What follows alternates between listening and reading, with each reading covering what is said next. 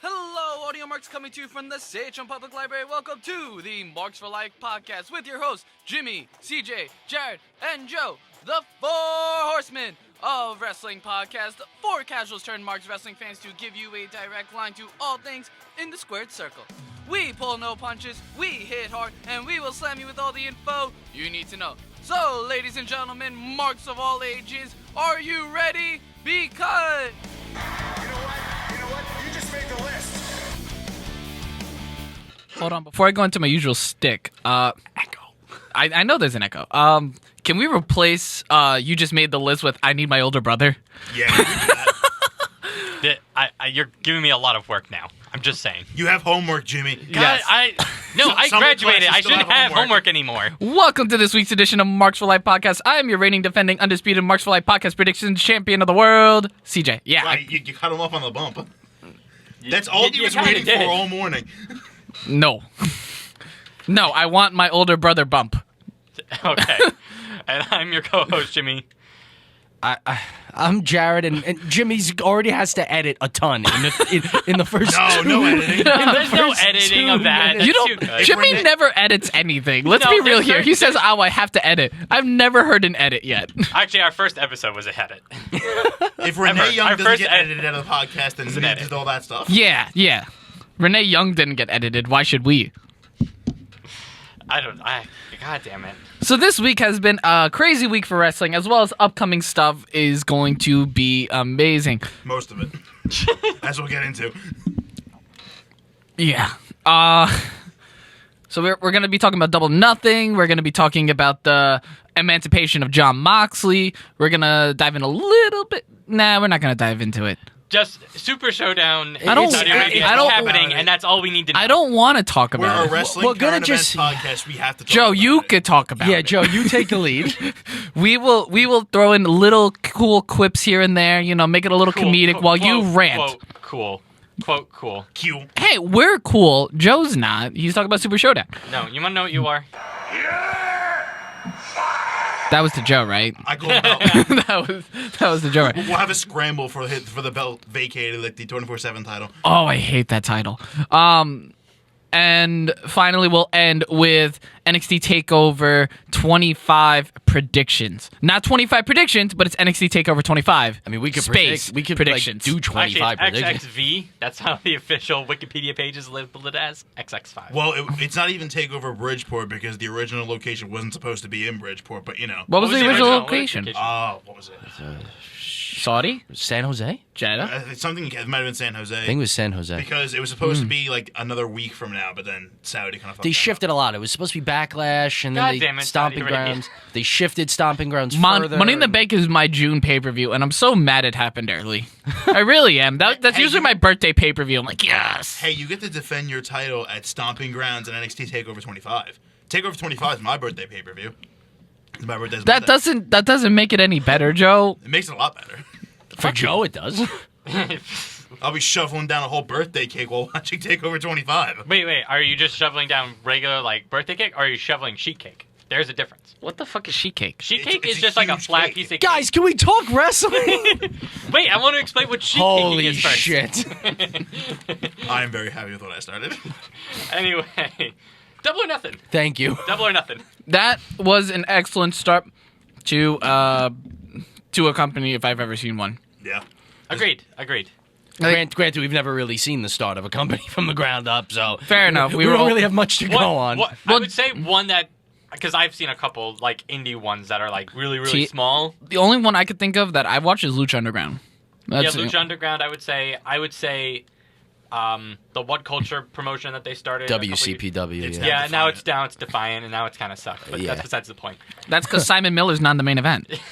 What, did you guys not enjoy every time What Culture posted a video? I am defiant! Alright? No, I did not. As soon as that went on, I'm like, fuck. But that birthed Cultaholic, so, whatever. Anyway, double or nothing. Double or nothing. I'm getting there. I'm eating a bagel. Oh, good, yeah, let's break that fourth wall. I mean, it was... I guess, we kind of discussed it before we came on the air. The only match, I guess, was a little down was the 6-woman tag, but that was kind of really just no build to it. But everything else, I mean, It was from your in-ring standpoint was really good. It was a great start. I mean, it's a great start for, everyone is so anti-WWE right now. And I think that this was a really great... CJ, I could hear you chewing on air. No, that's it's not me clear chewing. I'm trying to clear my throat. What is going on over there? I feel like I'm playing Street Fighter. Yeah. But let's go through the match results really quickly. Sure. Hangman Adam Page won the Casino Battle Royal to challenge for the vacant and first AEW World Championship. You had Kip Sabian. Kip Sabian or Kip Saban? Sabian. Kip Sabian defeating Sammy Guevara. You had SoCal Uncensored defeating the Strong Hearts. You had Britt Baker winning the now fatal 4-way between Awesome Kong, Nyla Rose, and Kylie Ray. You also had the Best Friends beating Angelico and Jack Evans. You had, I believe it was Ryo Mizunami, Riho, and Hikaru Shida defeating Aja Kong, Yuka Sakazaki, and Emi Sakura. Yeah, I know, right? That's impressive. I'm proud of you. Thank you. What? Not even a piece of paper. Are you a god? Yes. We had Cody Rhodes defeating Dustin Rhodes. We had the Young Bucks defeating the Lucha Brothers to retain their AAA Tag Team Championships. And we had Chris Jericho defeating Kenny Omega. Oh my God. He powered through that. Hooah! CJ, I don't even understand how you did that. We're on a great start. Oh my God, that was amazing. Thank you. This is the Double or Nothing of podcasts. Great start. This is where we change our belt. No more WWE and stuff. It is just all elite just want wrestling. to change it so you don't have to I'm not defend gonna lie, if stomping we grounds. do all the elite stuff, I'm pretty sure that the results for these predictions would be completely different. Because we did like a pseudo predictions thing for this. I did a pseudo predictions. No one else jumped in. Well, we kind of agreed and disagreed. We didn't like actually put the belt on the line. But we all didn't really know. I think the only ones that we were like really sure of was I was wrong on 3. Adam Page and I was sure that Kenny Omega was beating Chris Jericho. So was I. So it shows what I know. I thought Chris Jericho was losing because Kenny Omega was a great pick. I thought the Lucha Brothers were gonna win the AAA tag. Well, we did say on the show that the VPs couldn't clean sweep. No, they Kenny couldn't. Omega was the one who ended up losing. Yeah, we're like, why would Kenny Omega lose? What's he gonna do? That Jon Moxley? well, I think he's gonna. All right, so Plus, Jericho has a match coming up with Okada in NJPW. so this does make him look strong. Yeah. Just a couple of quick things to talk about before we really get into like what matches we liked, who we were really impressed with that we weren't familiar with prior. The belt looks fucking amazing. Yeah, it does. That belt looks amazing. Even better when it's being presented by Brett. Yeah. Yeah. That's what I was about to say. Yeah, I Just think like, I think we need to talk less about exactly how the belt looks and who actually showed it. Bret the Hitman Hart shows up that after getting inducted into the WWE Hall of Fame. No, Again. Canadian Hall of Fame. I mean, what? It was the Canadian Wrestling Hall of Fame. No, it wasn't. It was WWE Hall of Fame. No, he got into Hart WWE Foundation. Hall. Hart Well, Foundation, yeah, well, yeah, dumbass. Hart Foundation, but Yeah, the Hart Fart Nation. The Hart but he Fart also- Nation. no, but he also Great. It's understable. No, but he also recently got inducted into the Canadian Wrestling Hall of Fame. All right, but he's also in the Hart Fart Nation and the WWE Hall of Fame. Hard. Okay, moving on. How does this even happen? I mean, you could call this the biggest shock of the night because even Moxie was rumored. Bret Hart was just completely out of the blue. I know when me and Joe saw it live, we just no words came out. I mean, we're just like, is that Bret the Hitman Hart? Yeah, that's what me and CJ watched it on my phone. Yeah, that's essentially what happened. Once I heard, here's the best there ever is, I'm like, what? Yeah, Best there was. Wait a minute. Excuse me? I mean, that is just a complete shock. I don't even know how they got him. I mean, it's crazy. Imagine if they had the Undertaker presenting that belt.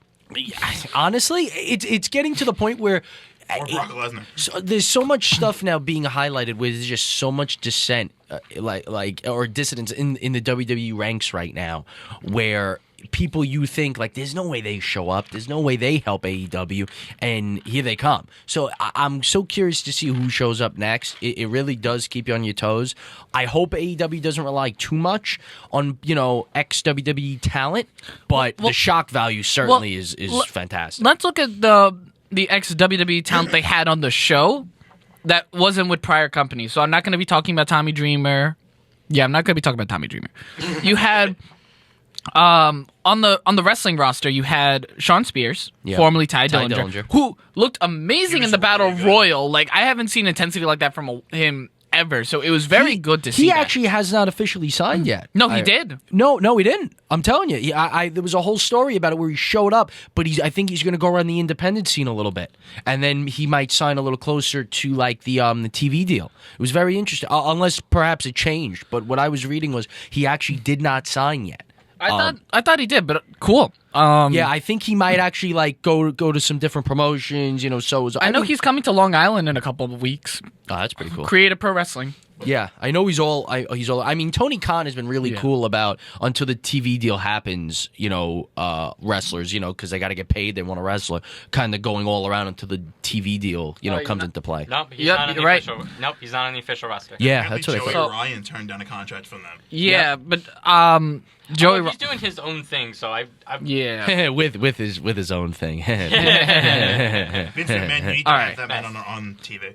Have that be a finishing move to win the WWE Championship. There is no if WWE got, and he's rumored to go there, but his penis is it. Like, how can you do that in a PG show? Hey, NXT's not PG. We can bend the rules. NXT is just better PG. You also have Jon Moxley on there, who, spoiler alert, is part of All Elite Wrestling now. He debuted. That was an amazing moment. If you didn't see his debut or didn't hear the 2-hour podcast he did with Chris Jericho, which we'll get into, then holy crap! Just in case you didn't hear any or see any of that, yes, he's there. You got Chris Jericho on there, and then you have, I guess the only other one is Pac, but they only have 4. But I mean, if Billy you Gunn. could, can't forget Billy Gunn. Billy Gunn is more of a coach. Well, I mean, you also have Cody Rhodes. Oh yeah, you can't really. Oh, and Dustin. Yeah, Dustin I Rhodes. mean, you can't really. If you look, a lot of people like towards the top are ex WWE guys, which is fine. It's not a big deal. You can't really rely on it. It's too like much. half and half, because you have on one side you have Cody, Dustin. I mean, Young Bucks, Kenny Omega, they're Hangman Page, MJF. Right. It's definitely half and half. I don't want them to rely too much on the WWE. I think you need it in the beginning to garner, attention, because a lot of people aren't going to exactly know, who's Hangman Page, who's MJF. Yeah. So I think it's definitely important to use them. I just don't want them to rely too much on it, like once the TV deal, really kicks in. Well, I look at it like this. AEW, it kind of shows that, one, they're a pretty selfless promotion. At least on the top, because you never see a clean sweep with them. Young Bucks. Well, Young Bucks and Cody won, but Kenny Omega lost, which is their biggest star. Yeah, to Chris Jericho. Yeah. And you have Chris Jericho versus Hangman Page, which hopefully, if all goes well, you're going to see Hangman Page defeat Chris Jericho. Please, Chris Jericho win. No, but Chris Jericho's pretty selfless on top. They do what's best for the company. Absolutely. Chris Jericho is like the pinnacle of that. When you think of like selfless, I mean, he put over Fandango. I mean, Chris Jericho. Exactly. Chris Jericho will do anything for any business. I mean, that's why he might be my favorite wrestler today. I mean, I'm such a fan of Chris Jericho. I'm loving it. His entrance was perfect. amazing. Lionheart, List of Jericho, Light Up Jericho. He's such a great heel. He comes out to his own song. I mean, that's just badass. It's so good. I mean, it's a great song, but And his finishing move is also named after it's named after his song. Judas Effect. That was He's Chris Jericho's the man. I mean, he's 48 years old. He could clearly still go. I mean, he's the best. He is the man. I think there's a lot of good things to be happening with All Elite Wrestling, and I think that they're going to be doing well with it as well. Even their upcoming pay-per-views, they have a lot of it where it's like where the EVPs are versing either themselves. Case in point, Cody Rhodes and Dustin Rhodes were announced to be a tag team against the Young Bucks at Fight for the Fallen. You have Cody Rhodes versus Darby Allin at Fyter Fest. And then you also have the Young Bucks and Kenny Omega versus, I believe it's the Lucha Brothers and unnamed opponent, because Pac is a dick. There's no, a whole Pac is a thing going on. bastard. Pac. You're a bastard. There's a whole thing going on with that. back. It was supposed to be a six person tag, but It now still is, but they need they need to find a replacement now. Oh yeah. It's CM Punk. What? No, it's probably going to be All Out. If anything, All Out is going to be in Chicago. It's like the 1-year anniversary of their their previous show, All In. I personally think there's no chance. I think Punk's just staying away. But If there's any chance, it would be with All Elite Wrestling. He would return. If there was anything, he would come. I don't think he will. I mean, if maybe not right away. Honestly, I don't. Yeah, I mean, you never say never when it comes to wrestling. I You think never after know. the TV deal, you might see more rumors of that once they have like a sustained TV following every week. They're like, hey guys, best in the world. I just lost my 7th MMA fight. I'm coming. Yeah. I just lost in Bellator Junior, which apparently is a thing now. But then we can get Cody Rhodes and Brandy Rhodes versus like CM Punk and AJ Lee. I mean, that would be great. We're But gonna get him against there's a Jon lot of Moxley speculating and Renee here. Young. She'll probably be gone by the time All Out rolls around. Who were you guys impressed with that you really haven't heard of before? MJF. I honestly have never heard of him. I never heard of him until I watched Double or Nothing, and well, you guys didn't watch All In, but Yeah. he was in All In as well. I mean, this guy this has to be one of the best heels in the world. I mean, are you kidding? I forgot his name, but the guy who didn't have any legs that was in the Battle Royal, Oh my God. and he throws him out and says goodbye to Lieutenant Dan.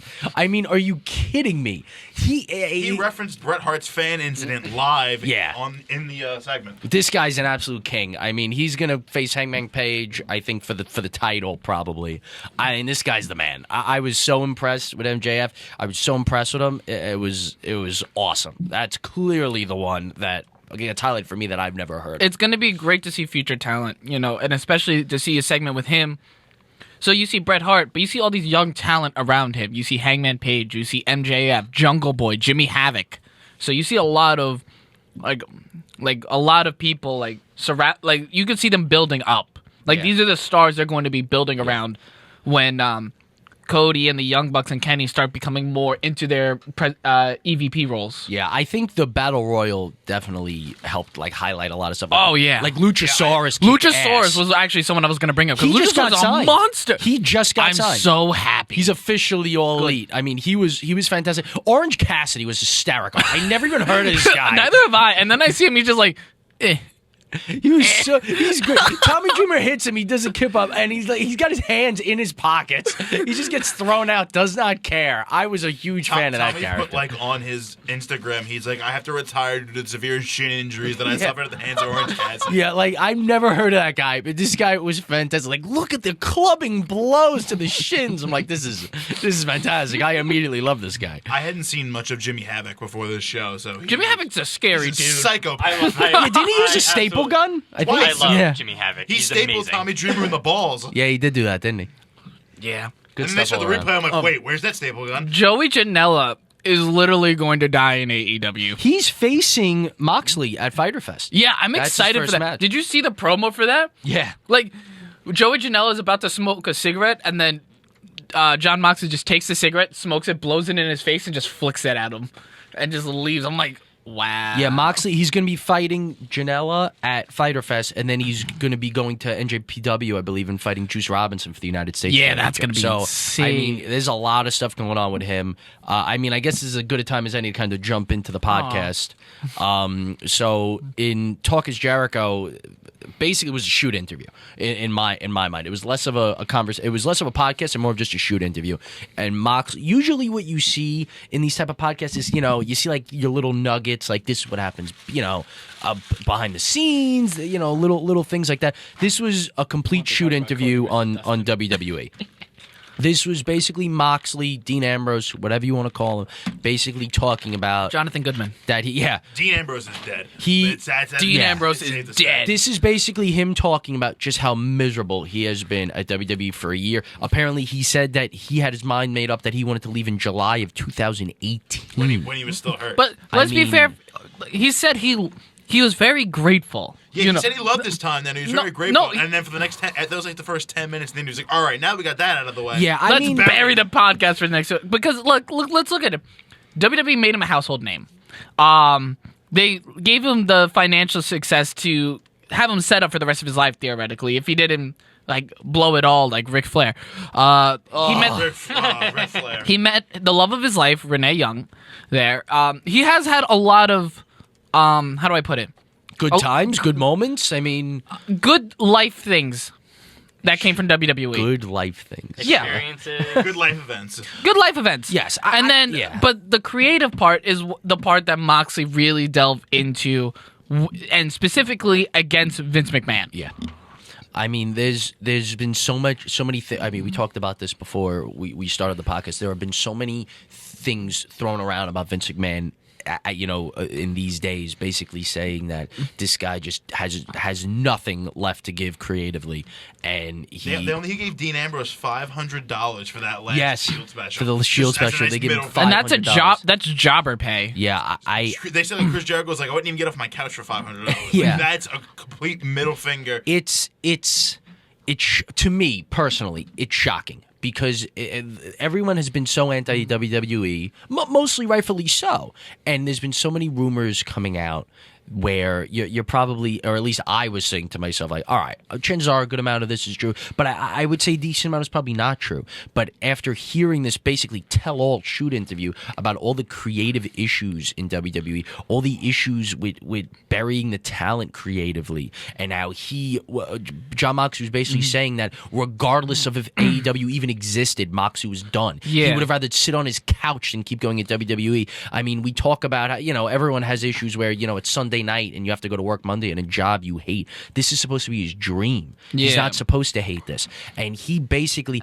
Let's look at the examples that he brought up, which we've seen live on television, and we've commented on the podcast in the past. Like, what the fuck is going on? Specifically, why did you say that? Yeah, exactly. Well, not just that. We'll get into that. But like the needle injection, the gas mask. I mean, PU. This stinks. He was supposed to. One of the pitches was he was supposed to walk around with a pooper scooper. Yeah, exactly. But he shot it down. He was just like, no, I'm not doing this. They had to rewrite the promo before Vince saw it. Yeah, exactly. Because Vince would have been like, prop. Yes. Yeah, it's shocking.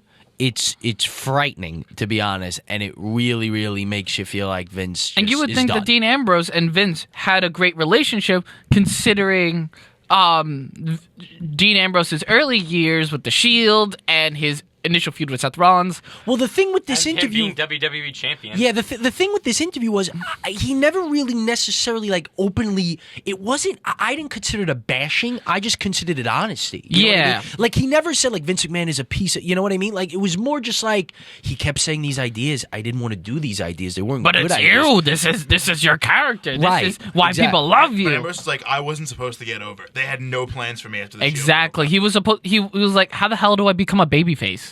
And that was his thing, and then he wanted to become he wanted to turn heel when he came back, and he wanted to go completely on his own, but they just made him be with the Shield again, and they saw the dollar signs. He wanted to go complete, which he was wanted to defect. And he was like, all right, you know what? That's fine if we're doing the Shield. I love Seth, I love Roman and stuff.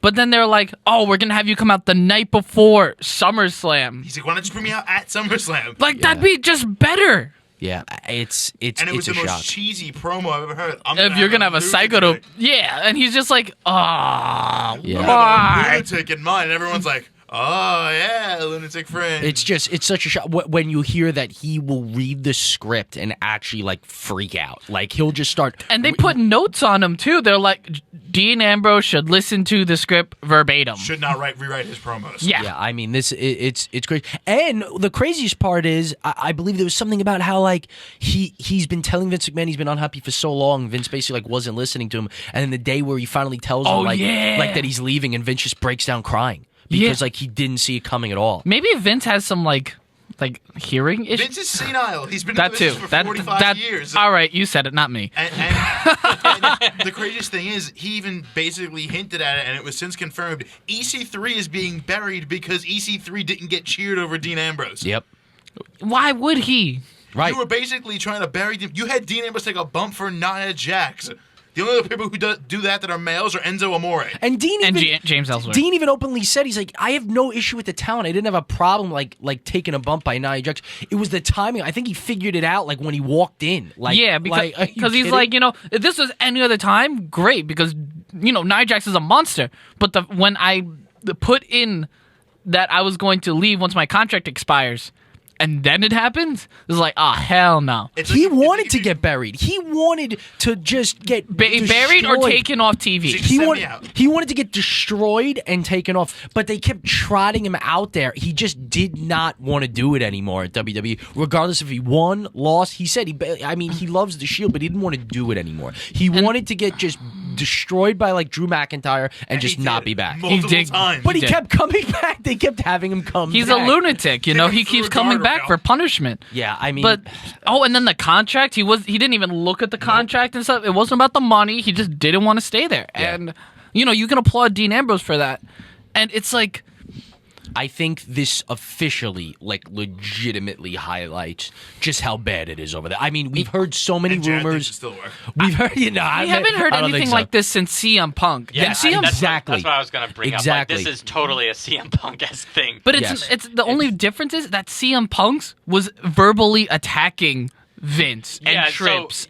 Because I think there was a lot more built-up frustration that Punk needed to release, because literally he was silent for 6 months after he was put on sabbatical and then released, and then literally Thanksgiving of 2014. He was fired on his wedding day. He was fired on his wedding day, and then because there was a lot of anger behind it. This was much more professional. It was it was more professional, but there was a lot of unhappiness. Oh, it was blunt. It was blunt, but it was matter of fact. It was. It was just matter like of fact, and I think it had to be said with all the things circulating right now in WWE.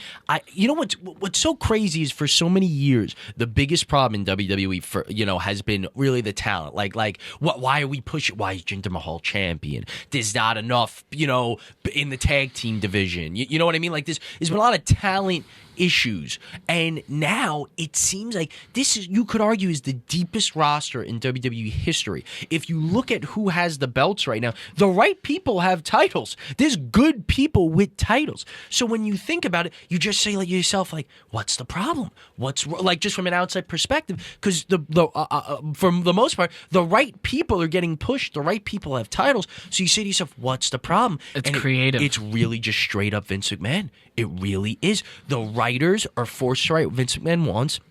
The writers are not WWE fans. A lot of them from Hollywood. They don't really like wrestling. And Vince McMahon, regardless of the outcome, we're starting to care less about who wins and how they get there. Like with the triple threat of WrestleMania, we know it's going to be great, but how do we get there? Why are we doing it this way? I think someone brought up the perfect example of, and I'm going to tie it back into Double or Nothing. MJF is what EC3 should be. Yes. And with WWE's bank, with their resources, they should theoretically make EC3 much more hated than MJF. But they don't. And it's the creative side of it and stuff. I'm bringing it back to All Elite Wrestling. Look at the creative freedom they were able to do. Look at what they were able to do with their matches, how they were able to tell everything, how they were able to showcase their characters, even through their promos. Dustin Rhodes and Cody had the best promo, the best story, the best everything. Is that the one that what did that match get the 5 stars? I didn't get a chance to. It did get 5 stars. It Oh, thank God! Good. Got the 5. Okay. Good. I just wanted to make sure. Great, best match on the card by far. One of the best storytellings I've seen in a long time. Yeah. Young Bucks almost got 5 too. Who did? Young Bucks. Good. That was a great 4.75. storytelling too. There's more there. So I think they're gonna have another one. They can have 6 more. I don't care. Yeah. Young Bucks and Lucha Brothers, they have one in AAA for the tag titles, and I think that's where Lucha Brothers are gonna get it back. Oh yeah. It's best to get it in your home country, but my point is look at MJF. Look at MJF. Look how he's been. Look how much of a heel he can be. And you guys saw it firsthand at Double or Nothing. Jimmy and I, we've seen it on Being the Elite for months. How MJF can be. EC3 has that same potential, but WWE and specifically Vince McMahon, They corner him. They quarter him. They micromanage. Yep. Their creative is. And they put Band-Aids on things that honestly just need to be fixed. Yeah, I mean they don't really fix the problem. And they're Chris Band-Aiding Jericho it. would have never been used the way it has been. Oh my God! Well, but it's just Why he didn't go such back? credit to Chris Jericho because he's given things like stupid idiot and a list and the word it and it worked. I mean, oh my that's God, just- it was great. Moxley and Jericho got over a fucking plant. Yeah. I mean that's so. Yeah, CJ, I think you hit it on the head, and It's not just MJF. It's everyone. You see guys in WWE stink. Then you see Sean them, Spears. Yeah. Sean Spears, perfect example. Cody Rhodes. You see them go to the independent scene and have more freedom, and you see just how talented. You see how talented so many of these guys are. Austin Aries. I understand there's like general like. Some of that's his fault. Aries, but, He's an ass. Some of that's his fault. Yeah, he is. But like, you can't deny that he has incredible talent, and he would have completely gotten over. That's why he worked in Impact. It's really, really intriguing. I'm gonna throw this one out here. I know, like, I shouldn't. Oh boy. But all right, Enzo Amore. Oh No, I'm agreeing with him. Did you see the promo following the Supercard? I listened to it just cause, I'm like, let's see what this guy has to. He went off. I was trying to follow him, which is the same problem he always has. But he just dig it right in there. But go on. I'm gonna throw it right there. Like, it was hard to follow, but when you were able to catch it, the raw emotion, You could even see he was micromanaged in WWE, and that's crazy. He was always a good talker. I know, but he was even better once leaving. Skywalker. Yeah, but he was even better without going through his catchphrases, trying to throw those in there and stuff, and just speaking from the heart and letting loose his character. And that's a big thing with WWE. There's a huge micromanaging and stuff. Yeah. Huge creative, and the wrestlers really don't have much of a say. Well, we'll look at it like Enzo now is much more comfortable because he's back with Cass. Yes. WWE split them up just because they thought Cass was a moneymaker, and they're like, we need to get Enzo far away from him as possible. Now, granted, Enzo had some problems backstage, but you can see how much more comfortable and also they are outside together. of WWE. Don't forget that. And Big Cass had problem back then. Like with these particular people, it does highlight WWE's micromanaging, but it also does make a point that the wrestlers are at fault here too. That's 100%. Like in those, like when you look at Sasha Banks, which we've talked about, I think both parties are to blame there. I think there's a lot of, you know what it is? I think there's a lot of pettiness. I think that's probably the best way to put it. It's been like that for years. You have a wrestler, like just one wrestler be petty. It's a little more understandable. I'm not calling it right, but it's a little more understandable. When you have this entire conglomerate company that is in charge of managing these wrestlers and making sure that there's at least some level of fairness, have so much pettiness where Luke Harper wants to leave and they're like, oh, you were injured, here's 6 months. That is such pettiness and childish like behavior, and it's frankly disgusting. It really, really is. And it should not be done at all, but especially should not be done from the biggest company in the world when it comes to wrestling and entertainment. And it's so disappointing to see. It really, really is. It is very upsetting. And you see that. And Jon Moxley, he highlighted everything that we were thinking, but we couldn't necessarily prove. And that's what's so scary, that it's not rumors anymore. And then it's you legitimate. see the differences, and at least in the product put out without all the micromanaging and the creative restrictions. That's NXT. Look at it. NXT is so much more loose and free flowing than the main roster. So you see what the main roster could be if they just let loose the reins a little bit, no pun intended, and just focused on the wrestling. 'Cause that's what NXT is. Yeah, but the thing is, even NXT has its own creative control, but it's less micromanaging and stuff too. Like NXT, it's not that it's more micromanaged. It's a different person is in charge of that. It's just straight up a different person is in Same thing with charge. 205 Live. Like they just focus on the just bare bones feuds in wrestling. It is completely time for Triple H to take over. It's not going to happen, but it is completely time for Triple H to take over. When it's NXT, when NXT, the quote unquote developmental brand, developmental, quote unquote, when they are producing consistently great matches, stories, and stuff. Granted, it's hard for me to watch the TV sometimes because it's an hour programming. Yeah, it's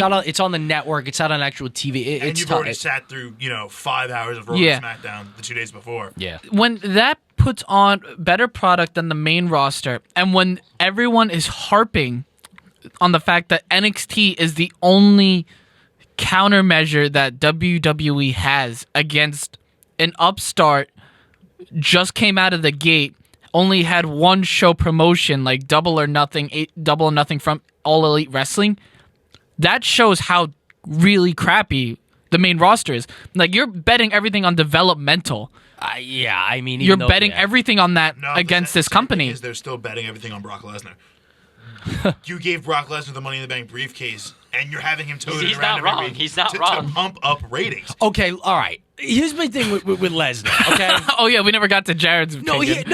honest. I think I'm going to surprise you here. As far as the moment when I saw him just come out, and they wound up saying that no one but Mustafa Ali knew that it was going to be Lesnar. He comes out, grabs the briefcase, and just basically has a big F you. I loved every second of it. No, right? I loved it. I'm just like, oh my God, this is great. And what has happened, like, you know, on Look, the the Raws, Brock party has been amazing. are you kidding? Where he's like, I have a year? Yeah, a year. I didn't know. How do you not know? It is amazing. But even Brock doesn't watch his own programming. It's- That's how bad it is. He's like, I don't care. He's like, you know what? We have a whole year. He's like, wait, what? I have a year? yeah, I mean, like, I want to go home. I know it should have gone to an up-and-comer. I get it. But as far as that moment and what has happened on programming, I have actually loved every second of it. I really, really have. I'm loving Their excuse to build up Super Showdown is to have two 50-year-old men actually kill each other. Yeah, it's gonna be so bad. I don't even They're want. actually. One of Are them's we gonna are we die. talking about this now? Yeah, Undertaker's fighting Goldberg next. Okay, so moving on. I want to talk about the briefcase more. He changed his theme music to go with the briefcase. What are they calling him? Like Boombox Brock or something? Yeah. It's great. And then great. I think it was Ruthless Aggression podcast posted this on Twitter, and they want to see Boombox Brock team up with Dr. of Thugonomics John Cena. Oh my God, that would be so good. Here's the problem though. And then you put R-Truth as the dancer. And then he loses the 24/7 belt want right 3 on the spot to I Dr. want 3 attires Thugonomics for right Brock there. Lesnar for 2K20. Regular Brock, Boombox Brock, and Mariachi Brock. Oh my God, mariachi. I want those 3 attires. Yeah, here's just to go on a quick tangent. As far as the 24/7 title is concerned, that belt is atrocious looking. It is so disgusting. It looks like a pocket watch. Do you like the concept though? I do like the concept. I think it's really funny. It's just a crappy belt. It's a crappy belt, but I do like the concept. So is the Universal title. R-Truth coming out announced in a wig, but he's trying not to get noticed, And then he he's comes wearing out the belt. on regular TV wearing the belt in a wig. Announces R-Truth is gold.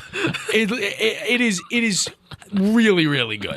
I mean, They made this title for R-Truth. yeah, I have no problem with the concept. I think it really heightens like a lot of these lower mid card guys that you see running. Like you just see Elias's first main roster title was the fucking 24/7. I love it. You To see be fair, Braun Strowman's first title win was the tag team championships with Nicholas. Oh wait, Jared, did you hear what we said last week on the podcast as a possible idea?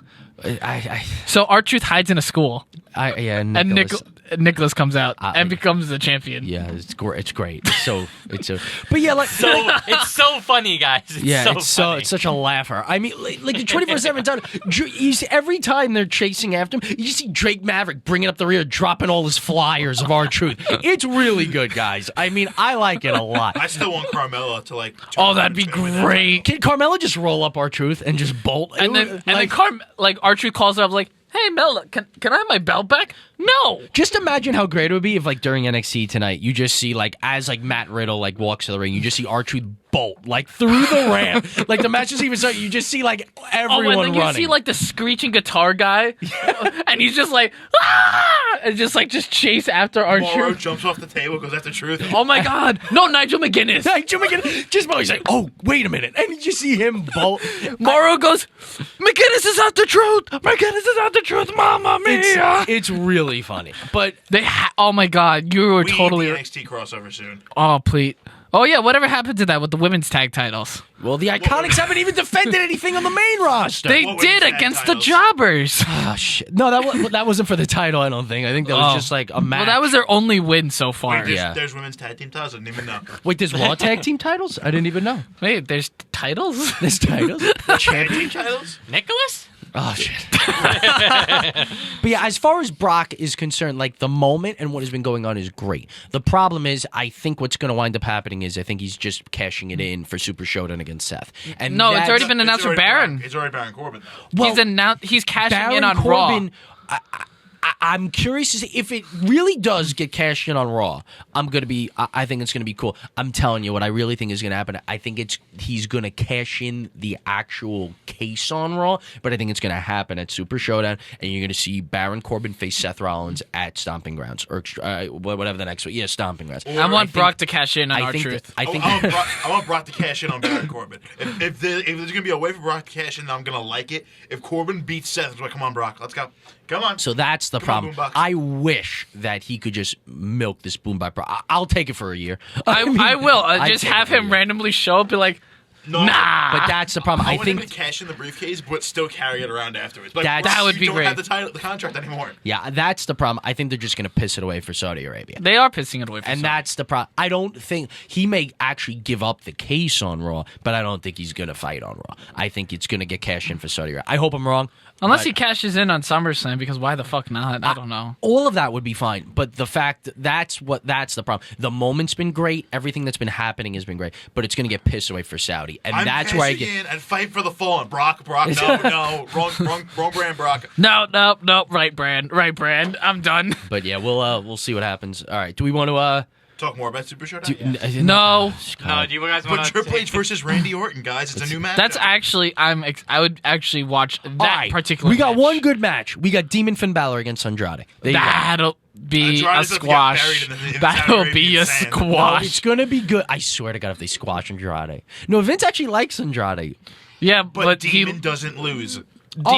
Demon doesn't lose unless foreign countries. Oh no, wait, he did win in London, so that I guess yeah. He also won in Japan. No, Demon Finn's gonna win. I just don't think it'll be a squash. I think we'll actually see a really good match. I don't know. You know, if Bobby Lashley couldn't put up a fight, we got Bobby Lashley versus Braun Strowman. That's gonna barn burn. That's gonna just be trash. Can we just take a break and then talk about TakeOver? It's gonna be a horse fight, please. Yeah, Stop it, Joe. Stop it, Joe. Super Showdown, baby. Bitch. WrestleMania 3 at the Silverdome in Pontiac, Michigan. It's a day that I'm certain my guest at this time will not forget. I'm talking about the former Intercontinental Champion of the world, Macho Man Randy Savage. Means nothing. Nothing means nothing. Nothing means nothing. What do you mean by that? More, I'm talking about all the way to the top, yeah. Unjustifiably in a position that I'd rather not be in, but the cream will rise to the top, oh yeah. Macho Madness, yeah, has got more to offer than President Jack Tunney thinks that I got. Yeah, now let me tell you something right now. Cards stacked against the Macho Man Randy Savage in WrestleMania 3. Yeah, let me say it, yeah. Let me say it out loud. And let me point to the president of the World Wrestling Federation. The Macho Man Randy Savage is not happy with your decision, yeah. I am the cream in the World Wrestling Federation. And there is no doubt about it, yeah. You mean Gene Okerlund. You know that I'm the cream of the crop. Oh, wait a minute, though, Randy. I've got to ask you very seriously. Do you blame Mr. Jack Tunney, the distinguished president of the World Wrestling Federation, for Ricky Steamboat being the Intercontinental Champion today? Yeah, I do, yeah. Outside interference, yeah. In my moment of glory. Yeah, no, I'm living in a nightmare. And I am the cream. And now, not only the Intercontinental Heavyweight Championship belt must fall, but the World Heavyweight Championship belt. Because Hulk Hogan, yeah, I am the cream, yeah. The cream of the crop. And there is no one that does it better than the Macho Man Randy Savage. On balance, off balance, doesn't matter. I'm better than you are, yeah. And I'm talking to everyone in the World Wrestling Federation. And I'm even talking to President Jack Tunney, yeah. I'm on my way. And nothing is going to stop me. Nothing's going to stop me. You know, just out of curiosity, Randy, and I certainly don't want to diminish your tremendous God-given talents, but I'm very curious. I haven't seen Elizabeth lately. Yeah, she's on the outside of the ring. Does she interfere in matches? Yeah. Nothing, zero, yeah. Pure athlete, yeah. And I've been, maligned from the top to the bottom. And because they can't handle the Macho Man Randy Savage, the cream of the crop, nobody does it better. I'm sorry. Have you guys ever seen Avengers Endgame? Nope. I have. Are we really going to spoil it for the few people that watch that? No. Listen to this All right. podcast? So, do you guys know the battle scene? Sure. All right. So, I just saw a meme. It says, "R-Truth with the 24/7 championship exists," and WWE jobbers. It's just them coming out of the portals to challenge the belt. I'm not gonna lie, if they do like a pseudo version of that, like that's realistic Wait, enough. I'm not gonna lie, I would die I laughing. need like just a comically big like stampede. no, like yes, that's what I want. R-Truth is running, and you see everyone. This is what they're gonna do in Saudi Arabia in the 50-man battle royal. I want to see Stephanie McMahon chasing after it. I want to see everyone. I want to see camera people. I want to see assistants. I want to see Triple H come out and be like, I want to see Vince. I want to see. They do it in Saudi Arabia. Linda. They do Linda's it. not working for the government anymore. She's back on the private sector, buddy. She can go and get that belt. Kane shows up in a mask and the suit. He's bolting after it. I want to see all Trump of has it. the WWE background. He's coming down the show. I need love it. it. Let's do this. Yeah, I they're want gonna it. do it at Saudi. They The need all to- 50-man battle royal is gonna be for the 24/7 championship.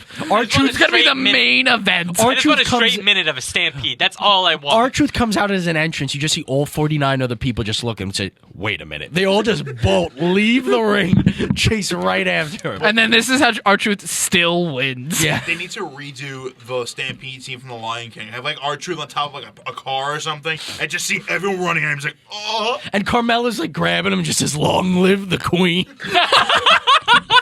just drop him Just takes him into the Stampede. into the stampede. R-Truth gets trampled, just Carmella just lays on him. 1, 2, 3. Carmella's 24/7 championship. Just be like, Mella is money. Just right off. Just into the throw him. sunset.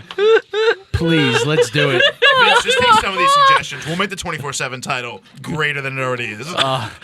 We will make the 24/7 championship the championship in WWE. It'll be better than every other I want championship a you good got. housekeeping match between R-Truth and Carmella for the 24/7 championship. Well, like Jeff Jarrett well, and Yes, Cena. yes, but this is what I want. Instead of both of them winning, a mop flips over, wins the belt, and then you flip it over, and it turns out to be Moppy.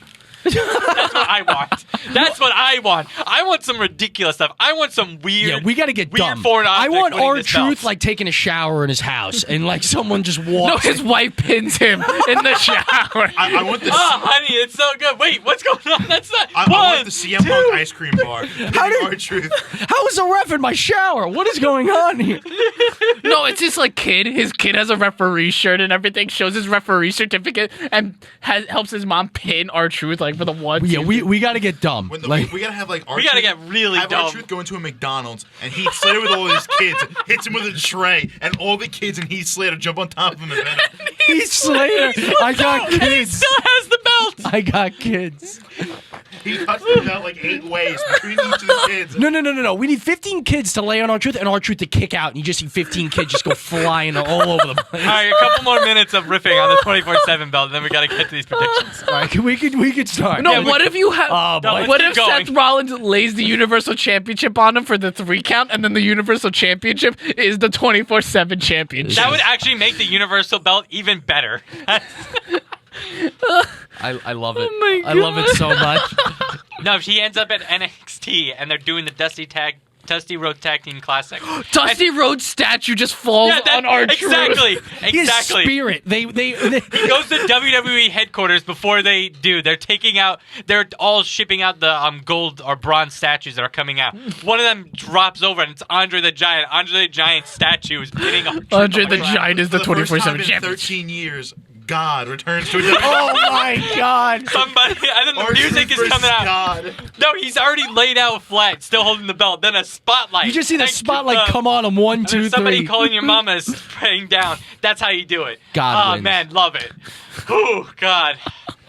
This is good stuff, guys. This is really good stuff. We gotta I'm write probably these gonna down. go back into this episode, edit it, shorten it out, and just get this part out. 'Cause This is amazing. I want the colored stick men. Just all of them just walking out, just random colored stick men just laying on R-Truth.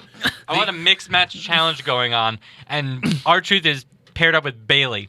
And during their entrance, one of the Wacky Baby on Flying Bar and Play Like Tube Men knocks R-Truth over, and it's over for just. Then they shut it down, and it's laying flat on R-Truth, and it's 1, 2, and then it's one of the Wacky Baby on Play Like Tube I want the Men. dog from the Rusev Dolph Ziggler storyline to come out and then just pin R-Truth. I want the return of Mitch the Potted Plant. Mitch is. Listen, Dean Ambrose is gone. We're bringing back Mitch, though. That's what's going on. The list of Jericho pins The R-Truth. torn up jacket from Jericho's run 4 years ago. The The Y2 AJ shirt that's still in WWE Just gonna like get inanimate storage. objects. Wait, no. Mercy the Buzzard. I want Mercy the Buzzard. Abby the Witch. No, listen, No, no. Raving Rabbit. Rambling Rabbit. Listen, there's an intern at one of the offices. R-Truth's laying flat because he's just beaten up. But there's a laptop, and it does the bring, and it's the Raw Anonymous General Manager, a.k.a. Hornswoggle, just saying, place the laptop on R-Truth. 1, 2, 3, a MacBook. That is the Raw the Raw Anonymous General No, Manager. I want Mick Foley to come out, and he goes to punch Truth. And he brings out Mr. Sacco, but Carmella like kicks him, but the sock flies off Lands to on R-Truth. R-Truth. And Mr. Mr. Sacco, Sacco. 20% No, and then you have Sacco, Santino and then Cobra. you have Santino do basically the same thing, but it's the Cobra that pinning Sacco. This is good stuff. This is good TV. I'm good with it. My IQ has We can dropped make a 3-hour significantly. episode of Raw just great. You don't have to see Seth Rollins, Roman Reigns, any of them. No It's all the 24/7 belt, and even you get fans that are literally just toppling over R-Truth, and yet he still slips out. Yeah. All 24/7 pay-per-view. Just 3 hours of R-Truth running from random things. That'd be a great movie. Let's be real here. That'd be like the best I'm not gonna lie, Michael Bay should that would direct make me want to watch the network more often. It's just literally R-Truth with the belt, and it's just him. Yeah, trying we to gotta get evade. like YouTube clips, like on a Wednesday, just uploaded to YouTube. And be like, R-Truth's still The running. pay-per-view, or the show R-Trizzle 24/7, directed by Michael Bay. There's explosions everywhere. Is that Shia LaBeouf? I want that title. Oh my god! Just do it. All right, okay, I think it's time let's to get get into on the to- predictions. Oh, wait, no. I got one more thing. God. If it's Shia LaBeouf, I want him to like pin R-Truth underneath Bumblebee, and Bumblebee is the 24/7 championship. Jesus Christ. All right, I think we're good. Yeah, but What's the card? And then Braun Strowman comes out to destroy Bumblebee I have because he has it a up if you tendency want of to go destroying through it. cars. What? I have it up if you want me to go through it. Yeah, let's.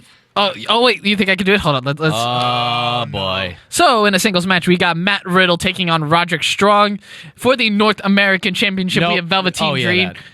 Bitch! I just threw him off. I thought you meant Matt Riddle was facing Roger Strong for the Let North him American finish. Championship. No. That's what I thought he meant. For the North American Championship, we have Velveteen Dream defending against the returning Tyler Breeze in a fatal four-way ladder match for the vacant NXT Tag Team Championships. We have Oney Lorcan and Danny Burch taking on the Undisputed Era's Kyle O'Reilly and Bobby Fish. We have the Street Profits, Angelo Dawkins and Montez Ford. And we have the Forgotten Sons, Steve Cutler and Wesley Blake. We have. Not gonna lie, I thought you were gonna. I thought I was going to screw that up for I a second. can't yeah, I believe know. you got the I thought you were Forgotten gonna say Sons right. Forgotten Sons and then not mention them, No. and then be like, "Oh wait, the Forgotten Sons."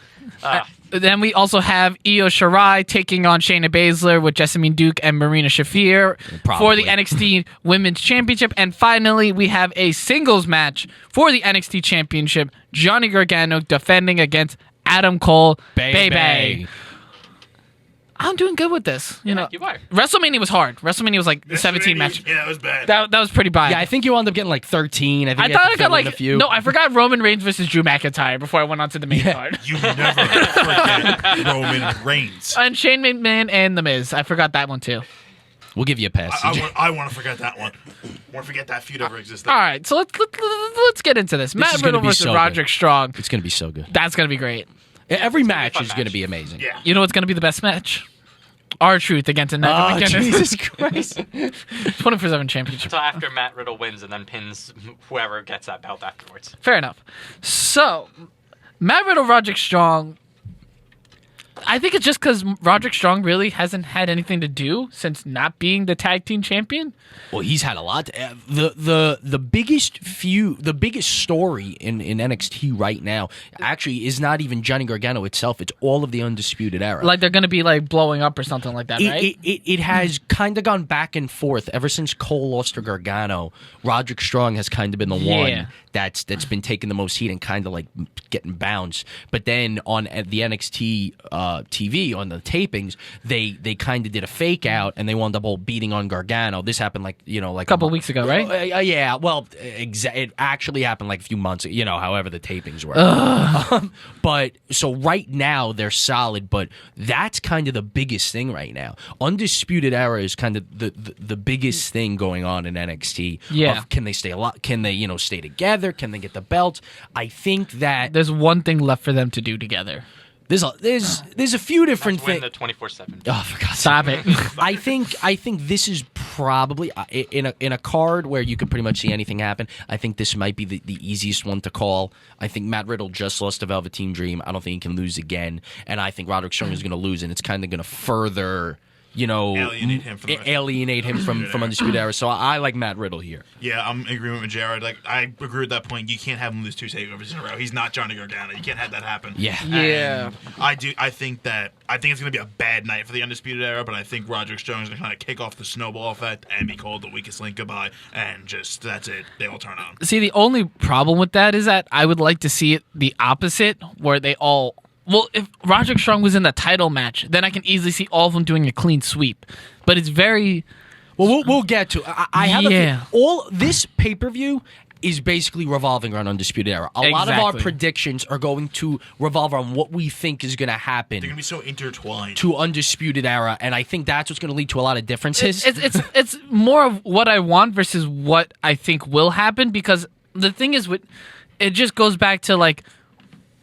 It's just very difficult, to pick. I'm gonna have to go with Matt Riddle just because it's the smart pick. Because again, he lost to Velveteen, but I can easily see Roderick Strong winning I feel like this. there's 3 avenues for the Undisputed. There's a lot of They either- avenues, They actually. either stay completely strong and destroy, they get totally dominated and they end up breaking up, or they end up all winning except for Roderick Strong and they just kick Roderick Strong out. Right. Yeah. See that? We'll get to that. I'm in. Yeah. So we right. have 3 for Riddle right Yeah, Jimmy. What do you? I'm also going to go for Riddle. I think me and Joe and Jared might have a similar idea. I'm not sure yet. Let's wait until all the predictions go out.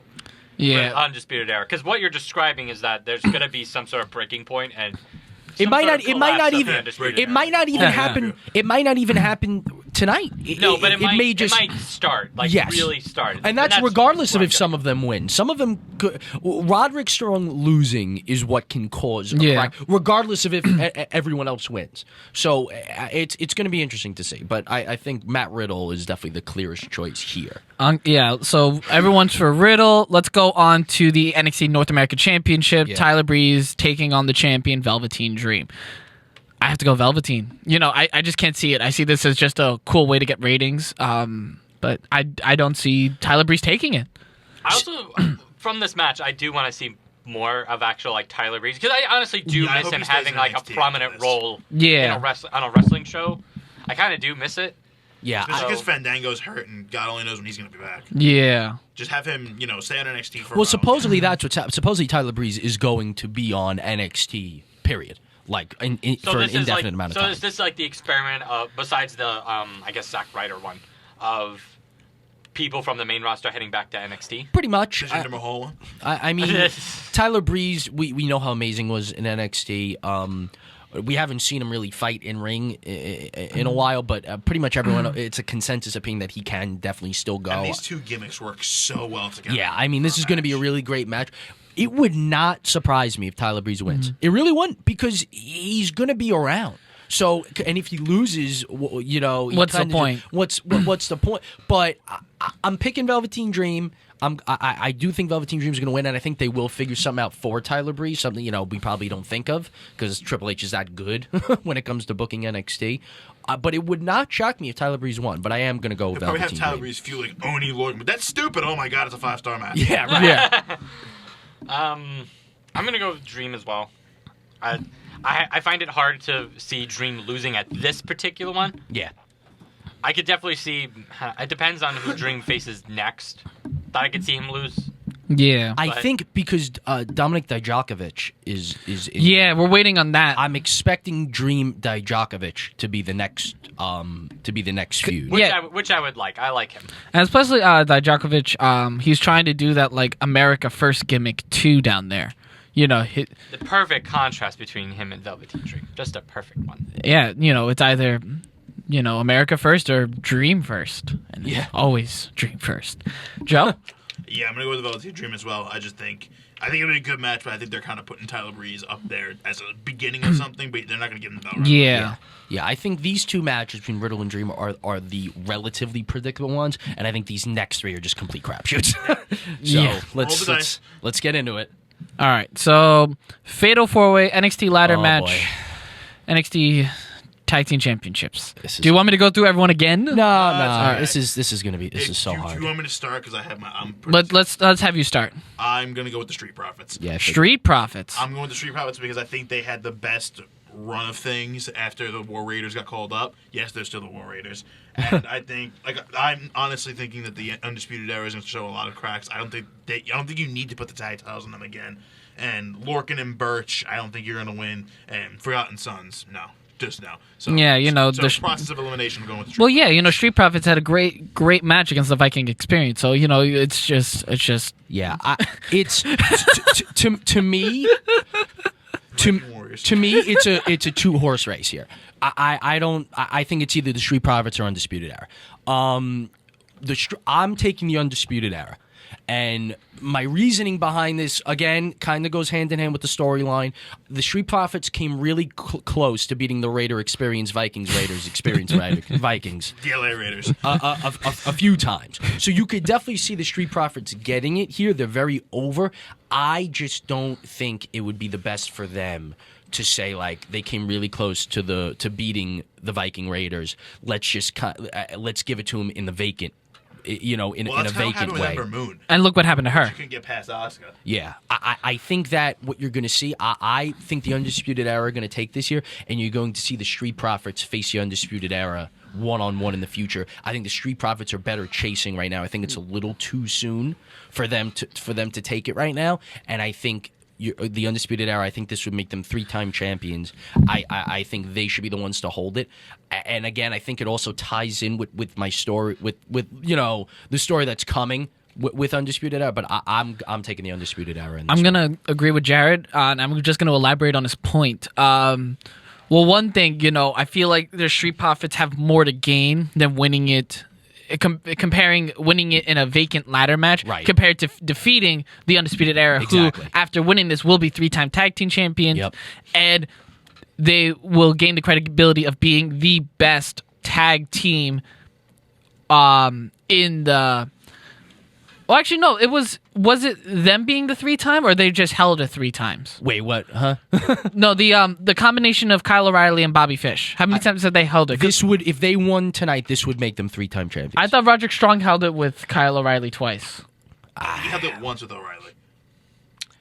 I'm Wikipediaing it right now. Yeah. In some way, Undisputed, some combination of Undisputed Era is going to be 3-time champions. Exactly. So we're gonna. But also.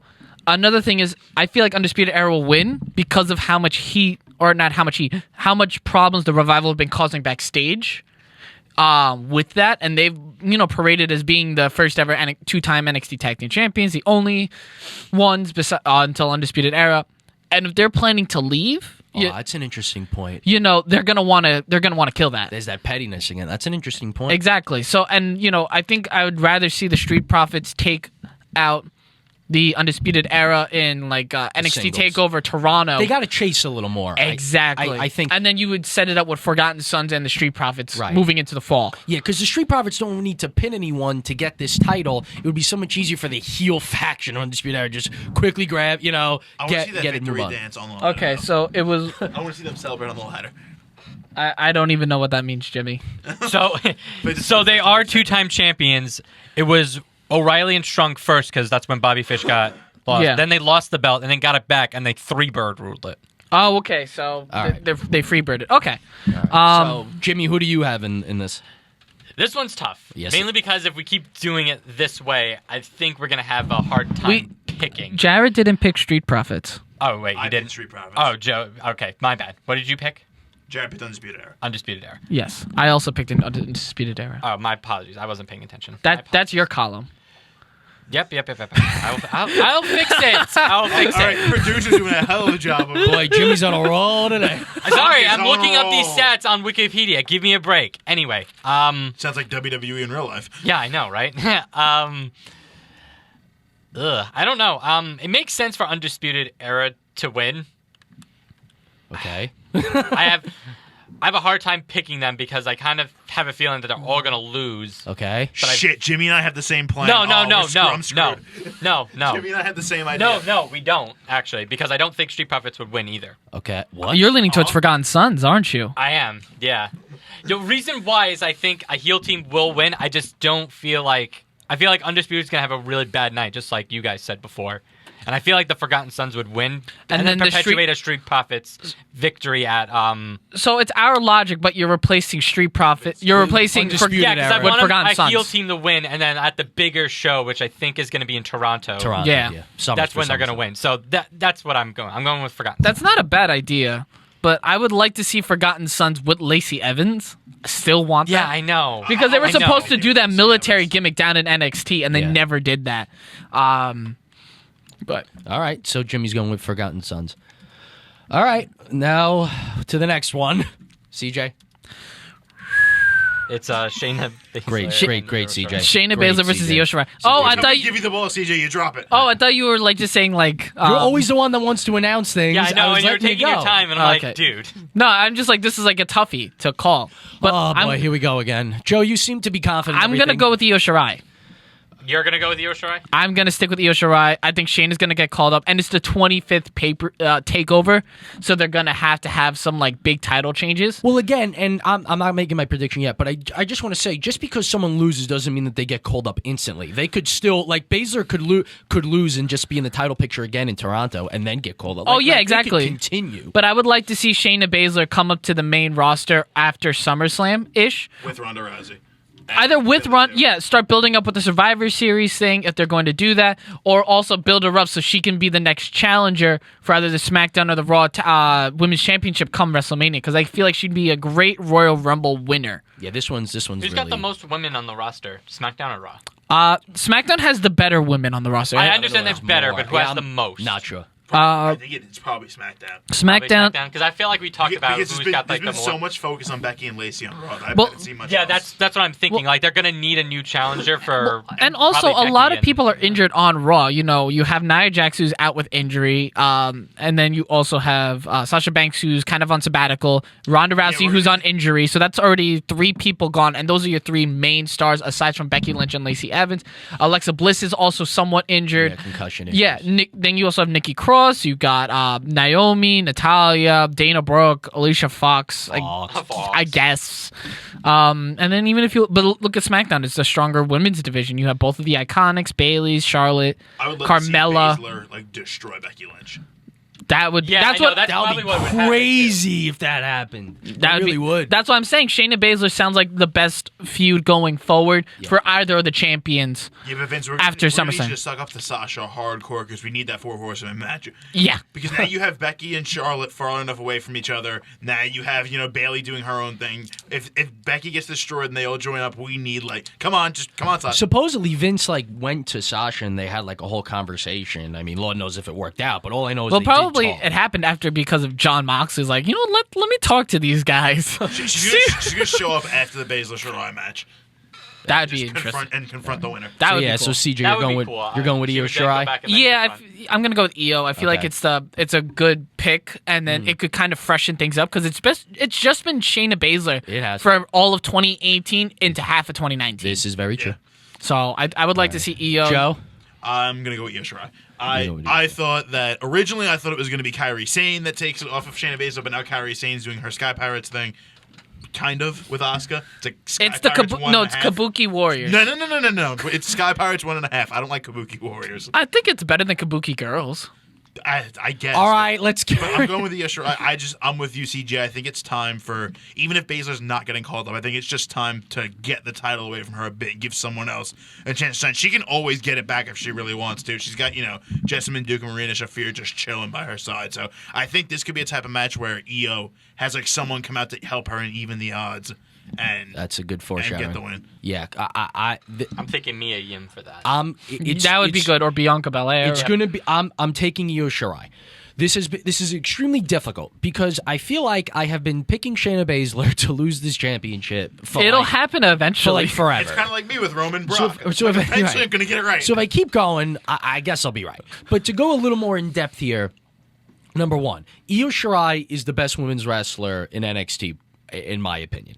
If not her, maybe you say Candice LeRae, but it's starting to get tough here. Shayna's basically beaten everyone. She's running through the whole division. So Yeah. that's number one. Number two is if you watch the tapings, you see that basically Shayna Baszler destroyed Kairi Sane as Kairi Sane left NXT. Just demolished her with the help of her cronies. And Io Shirai was basically forced to watch. It's amazing storytelling. I mean, it's just why I love NXT so much. And you've seen Io Shirai kind of descend into this very violent, fighting type woman. And I think that's exactly what is necessary to beat Shayna Baszler. So that's why I think we're finally going to see a new face. I'm taking Io Shirai. That's one of the reasons. Another reason is, like Joe said, I think you're going to see some help here. I think you're going to see from Mia Yim, but I think most notably you're going to see from Candice LeRae. Candice LeRae has been a big part of this storyline, where in the last taping you saw Jessamine Duke, Marina Shafir, and Shayna Baszler beating down Candice LeRae, and Io Shirai came out with a kendo stick to make the save. And then you see Johnny Gargano come out to help his wife, and then this is how Shayna Baszler gets involved in the main event. Sure.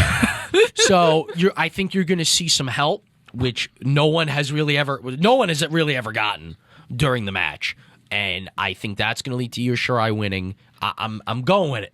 It's got to happen eventually. Baszler has to lose eventually, so I'm taking Io Shirai. Any idea how far along Dakota Kai is right now? Oh yeah, she exists. No idea. Gonna look that up. All right. Jimmy, what you Jimmy? pick? I also have Io Shirai. All right. Everyone's right. There needs to be a change. Yeah. I don't get me wrong. I like Shayna Baszler as the heel. It makes sense. It's just She cannot be the only I would say, look at her. she can't be the Look at only her. She one can't be a anymore. baby She can't. face. Sorry. Do you want to believe that? Like, that mean mug is a baby face?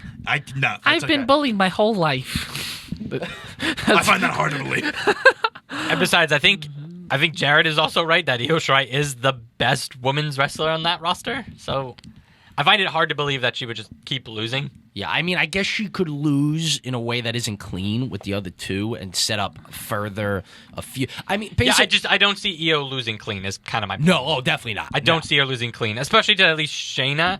I mean, if there's like a way to do like a Dakota Kai situation, but that's like further down the line as soon as Io wins. Well, she tore her ACL in January, so I don't know what the. I mean, well, like I said, so that's down at the line. least 6 months. So I mean, we're getting there. Yeah, we're getting close. Just a little sidetrack. I'm looking at this tweet by Luchasaurus. What? Okay. All right, so he says this throwback is dedicated to my lost loved ones. Dinosaur emoji, meteor emoji, hashtag never forget, and he just does a shooting star press.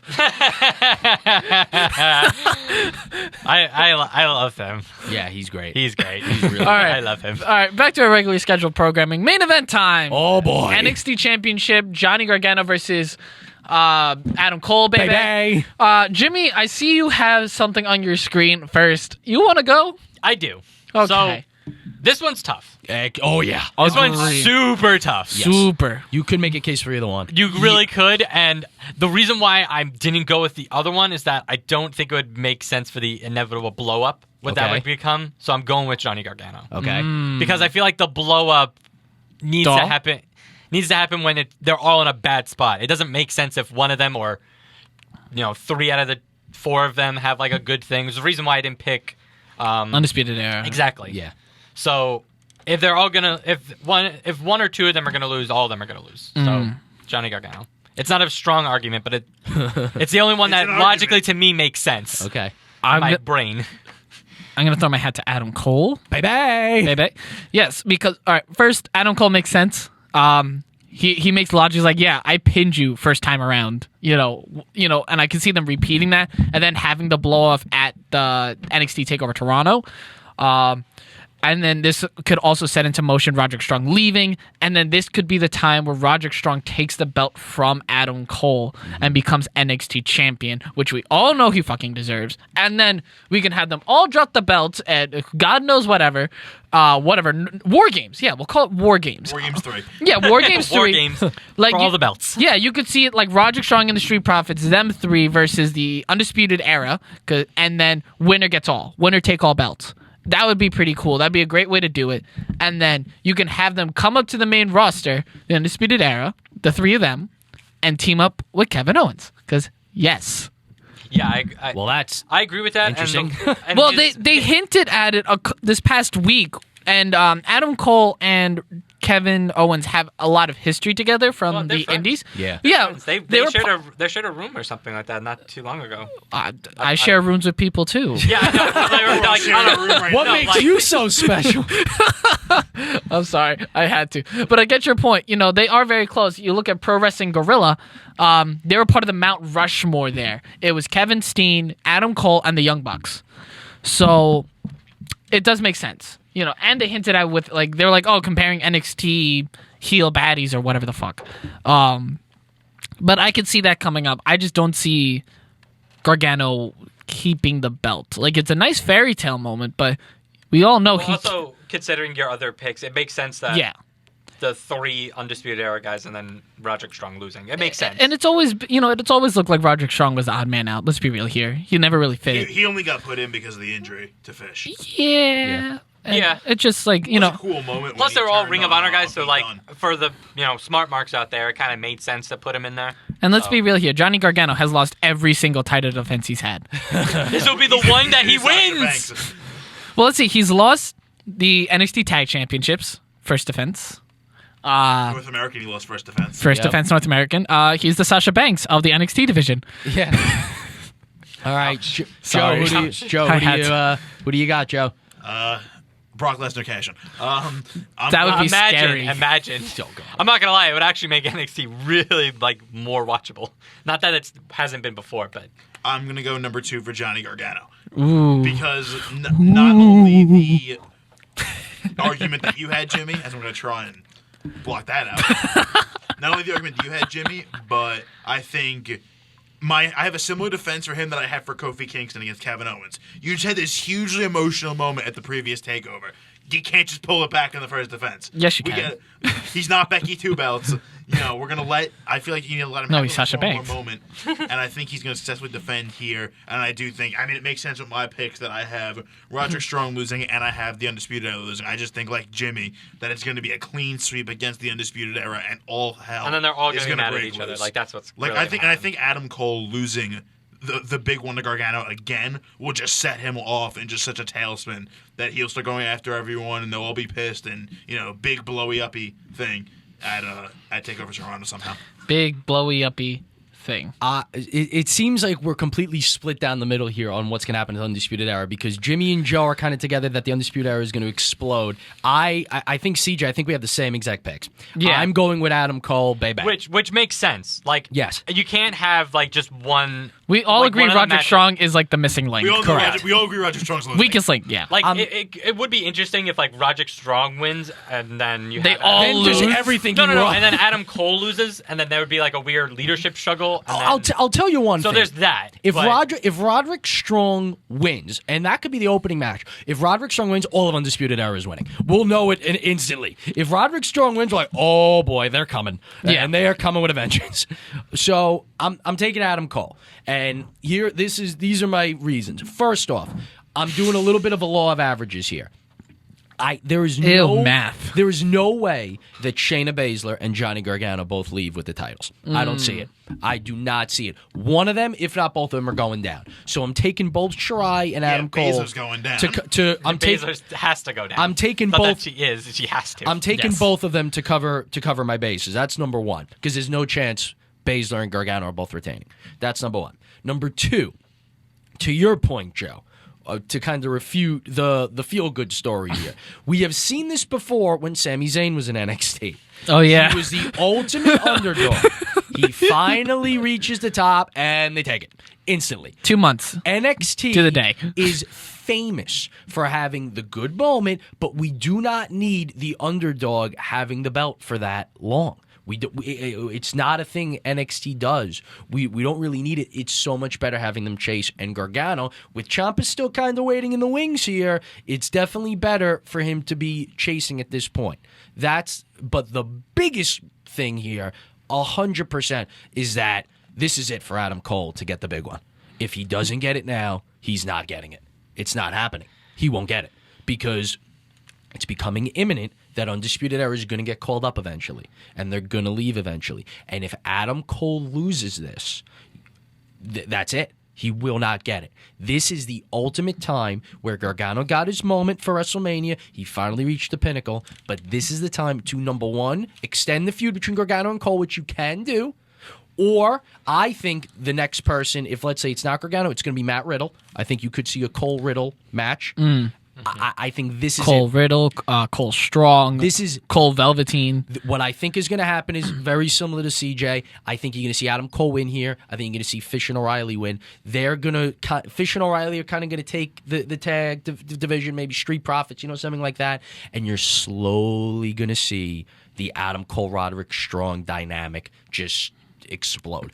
I don't think it's going to happen so soon, so that's why I don't see them all losing. Because if they all lose, you're going to see instant eruption. Yeah, and that's the thing. That's what me and Joe are expecting. You can't blow off. You guys are expecting that? You can't put off the eruption to Toronto if they all lose. They all lose, instant boom. Like they're blowing up. So if Cole wins and Roderick Strong doesn't, you're slowly going to see it kind of happen. And I could really see what I really do think is going to happen tonight. I think Roderick Strong, Fish and O'Reilly are all going to come and help out, and I think Roderick Strong is going to mess up, and it's going to force a very close and near fall. Gargano may hit his DDT, Cole will kick out, and Cole may win, but Strong will look bad. Or Strong gets involved and fucks up. And Gargano well, actually does if all of them 100%. go in, and then somehow Strong fucks it up, and then somehow it could happen either way. But the thing is, what if R-Truth runs in the middle of it and just distracts? If that would ruin the main event. The biggest sticking point here I'd rather it ruin the opening match between Middle and Strong. The biggest sticking point here is if Adam Cole leaves NXT without winning the big one, that's a travesty. And this is it. This is his chance. Because if he loses this, it's not like he's staying with Gargano. He's done. It's done. He has no sticking point anymore, and it's done. So I just think that this is his absolute moment. Have Gargano continue to chase. I mean, there's again, I'm sure there's loads for him to do that we're not thinking of because Triple H is the master booker that he is, and you're gonna have Adam Cole close the night as champion. So, we'll see. I could see it go either way. Again, there's a lot of matches here where it's just like you could see it go either way, and it's also dependent on the story of Undisputed Era. That's the thing. Yeah, this whole pay-per-view, we haven't seen a pay-per-view revolve around a faction since Evolution. Armageddon, right? Armageddon 2003? Yeah, well, they all won. Yeah, exactly. But it entirely revolved around Evolution and stuff. Well, Money in the Bank, The Shield. Yes, you know what? You're right. Money in the Bank. Was that Money in the Bank or was that Extreme Rules? Well, it was Money in the Bank because Ambrose won the last match. that one. Okay. And then and Extreme Rules too kind of revolved around them too because they all won titles that night. So we'll see what happens. As far as differences go, me and CJ have the same exact picks, but there's differences between all of us in the Cole Gargano match where Jimmy is the NXT Championship match and the NXT Tag Team match. Jimmy and Joe, those are the only ones that are different. Jimmy and Joe have Gargano, me and CJ have Cole, and then me and CJ have Undisputed Era. Joe has Street Profits, and then Jimmy, you have Forgotten Sons, correct. Right? Yeah.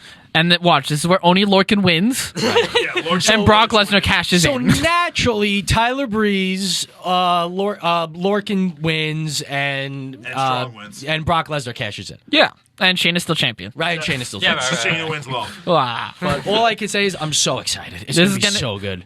How do you think it'll measure up to the Double or Nothing?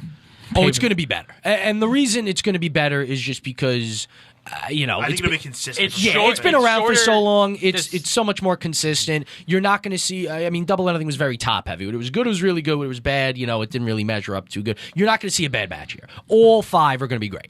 Plus, the commentary for Double or Nothing, I wasn't exactly a huge fan of. The commentary was it JR? Because I felt the same way. I think JR needs to pick up business. JR and Excalibur just don't mix.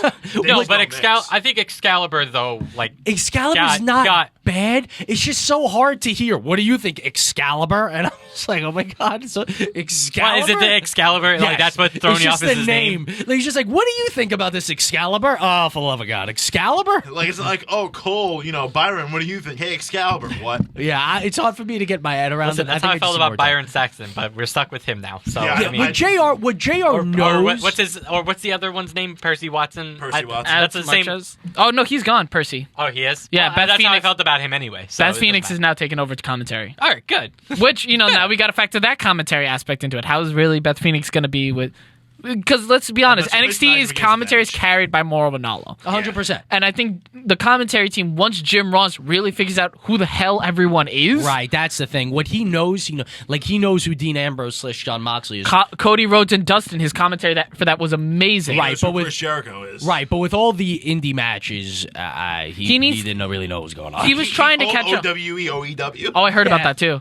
I think he just needs to get more familiar with who he's working with, and I think that's something he also brought up with when Busted Open, because when he worked in New Japan, he wasn't allowed in the locker room. He was like, how am I not allowed in the locker room if I want to, get to know these guys? So I think he just has to get to know them, and then the commentary will be good. I think you need to see. I think you do need to see Excalibur kind of run it a little bit because he knows more. Oh, exactly. And I Alex think Marquez or whatever, he's like a. He was so creepy. Every time they put the camera on him, Oh, it's he like just staring stares at you me. down in the camera. I'm like, I feel like he's undressing me with his eyes. Yeah, he would not break gaze on the camera. I mean, he was fine, but just every time they go to the commentator booth, Excalibur's talking, Jim Ross is clearly looking down at the prompter, and you just see this guy just staring into my soul and not breaking. I'm gonna wait for Jim Ross and Excalibur to be the 2-man commentary team moving forward, because I think they need Alex just to be there to how do I put it? Just to ease Jim Ross into the transition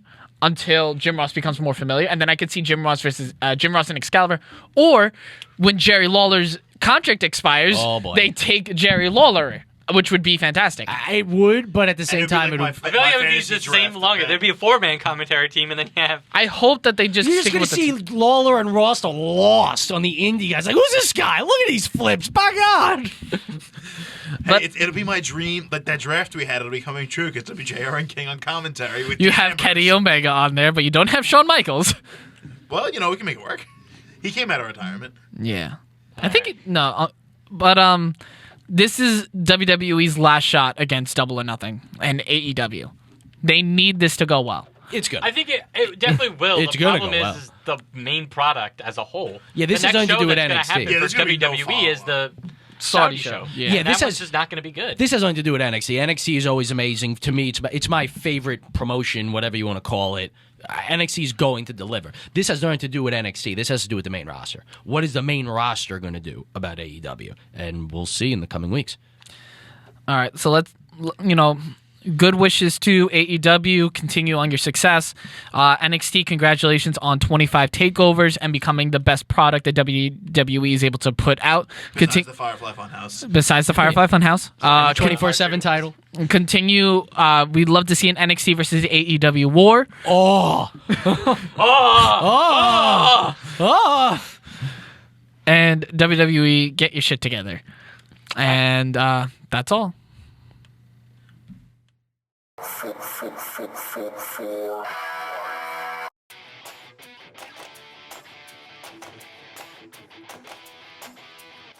Thank you, everyone, for staying tuned to our podcast. Special shout out to the Sachem Public Library for the continued use of their equipment and space. Continue supporting us by rating and subscribing through Patreon, Audio Boom, Stitcher, TuneIn, Castbox, Deezer, Radio Public, iHeartRadio, and the big three: Spotify, Google Podcasts, and Apple Podcasts at Marks for Life Podcast.